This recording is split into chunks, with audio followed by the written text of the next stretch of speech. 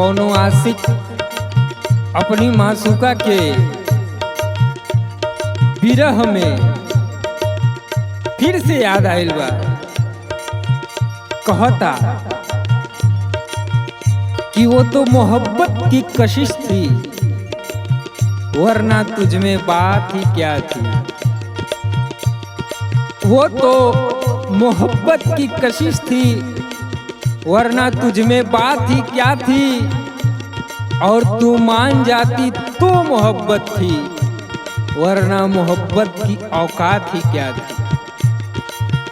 कैसे कहे?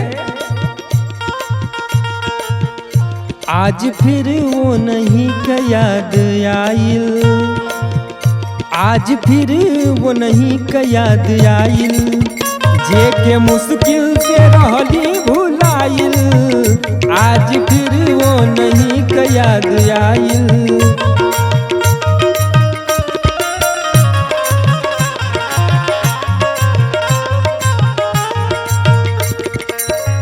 आज फिर वो नहीं के याद आइल, जे के मुश्किल से रहली भुलाइल।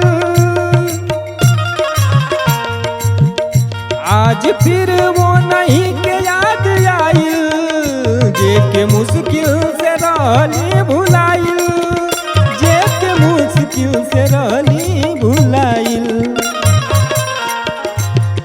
जेकरा चक्कर में रहली पिटाइल, जेकरा चक्कर में रहली पिटाइल, जे के मुश्किल से रहली भुलाइल। आज फिर वो नहीं का याद आइल, जे के मुश्किल से रहली भुलाइल। आज फिर वो नहीं का याद आइल।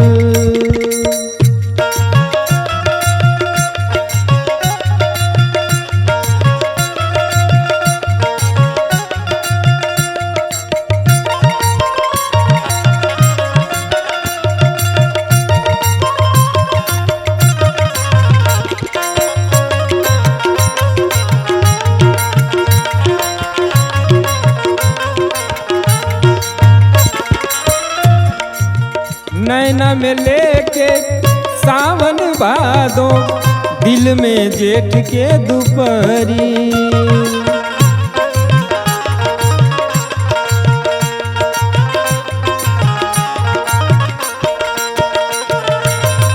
अधर पर लेके मिलन के इच्छा, मनवा में प्यास गहरी।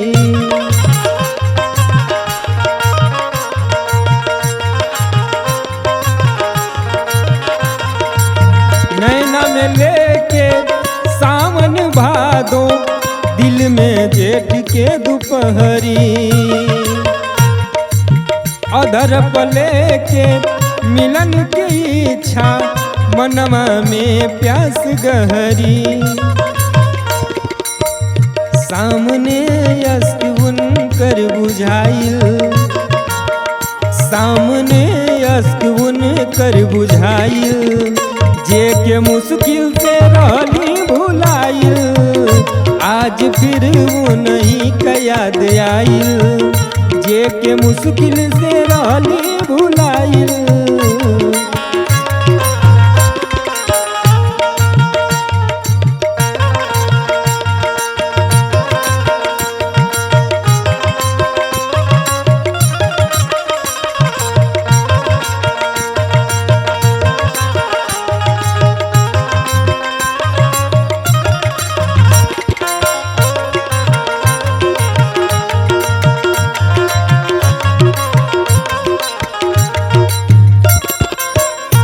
चल गइल हाथ छोड़ा के, देखे बस तन्हाई।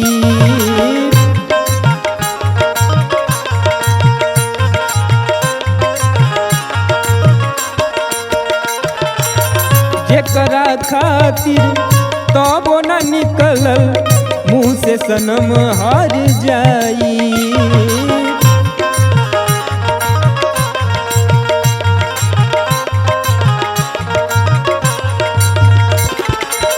जे चल गइल छोड़ा के देके बस तन्हाई, जेकरा खातिर कबो न निकलल मुँह से सनम हर जाई।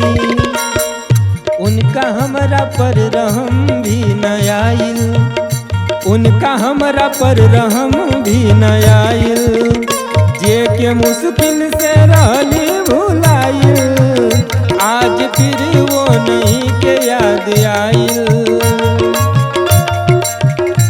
आज फिर वो नहीं के याद आइल, जे के मुश्किल से रहली भुलाइल, आज फिर वो नहीं के याद आइल, जे के मुश्किल से रहली भुलाइल, जे के मुश्किल से रहली भुलाइल, जेकरा खातिर हम रहली पिटाइल, जेकरा खातिर हम रहली पिटाइल, आज फिर वो नहीं का याद आइल, आज फिर वो नहीं का याद आइल, जे के मुश्किल से रहली भुलाइल, आज फिर वो नहीं का याद आइल।